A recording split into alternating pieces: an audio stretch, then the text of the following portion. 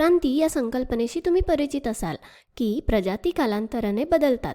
जीवाश्म नोंदींमध्ये आपल्याला हे बघायला मिळतं की हे बदल कशा प्रकारे होतात. मग आता प्रश्न असा आहे की प्रजाती अशा प्रकारे का बदलतात?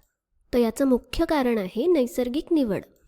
नैसर्गिक निवड पूर्णपणे यावर आधारित आहे की कुठल्याही दिलेल्या वेळेस प्रजातींमध्ये परिवर्तन होत असतं. वेगवेगळे गुणधर्म वेगवेगळ्या प्रकारे व्यक्त होतात आणि बऱ्याच वेळा त्यापैकी बरेच परिवर्तन ठीकही असतात.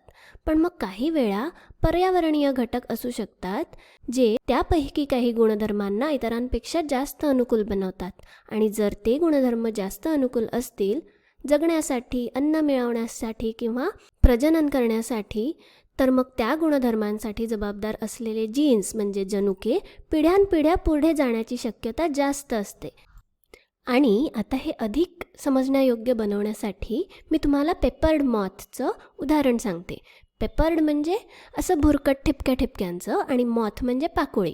तर आता हे उदाहरण नैसर्गिक निवडीचं सर्वात सामान्य उदाहरण आहे जे लोक पुरावा म्हणून दाखवतात.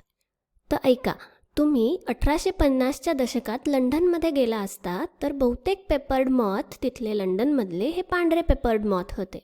काळे पेपर्ड मॉथ खूपच कमी होते. पण तिथे या पांढऱ्यांमध्येही वैविध्य होतं.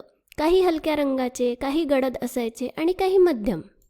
आता मजेदार गोष्ट अशी आहे की 1850च्या दशकापासून 1890 या दशकापर्यंत लंडनमध्ये औद्योगिक क्रांती पूर्ण जोरात सुरू होती आणि त्यामुळे काय झालं, हवेत खूप प्रदूषण होतं. आणि मग या प्रदूषणामुळे अनेक पृष्ठभाग जिथे हे मॉथ बसले असते, आराम केला असता, असे सगळे पृष्ठभाग जसं की झाडं, इमारतींच्या भिंती वगैरे अधिक गडद होत गेले. तर जसजसे हे पृष्ठभाग गडद होत गेले, तुम्हाला काय वाटतं काय झालं असेल? तुमच्यापैकी काहींना कदाचित अंदाज आला असेल की या वेगळ्या पर्यावरणात अचानक जे गुणधर्म त्या पाकोळ्यांना गडद बनवतात ते पूर्वीपेक्षा जास्त अनुकूल बनले. आणि पांढरा रंग जो कदाचित 1850च्या दशकात ठीक होता, आता अचानक या पाकोळ्यांवर खूप उठून दिसू लागला. म्हणजे मग एखादा पक्षी जर जेवण शोधत असेल तर त्याला या पांढऱ्या पाकोळ्या पटकन दिसू लागल्या आणि काळ्या पाकोळ्या दिसणं थोडं कठीण झालं. आणि मग कालांतराने 1900पर्यंत लंडनमध्ये बहुतेक पेपर्ड मॉथ आता गडद रंगाचे किंवा काळ्या रंगाचे झाले होते.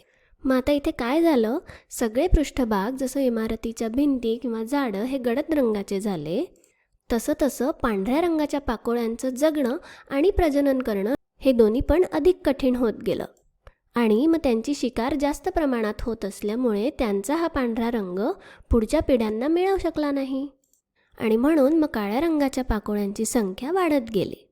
मग नंतर अजून पुढच्या 50 वर्षात पर्यावरणीय नियम अंमलात आले आणि मग लंडनसारख्या ठिकाणी हवा स्वच्छ होऊ लागली आणि मग लोकांनी इमारती वगैरे सुद्धा स्वच्छ केल्या.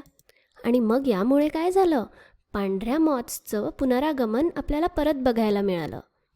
कारण आता सगळे पृष्ठभाग हे काजळीने भरलेले नव्हते आणि मग हलक्या रंगाच्या पाकोळ्या सहज दिसणार नाही असं वातावरण झालं होतं.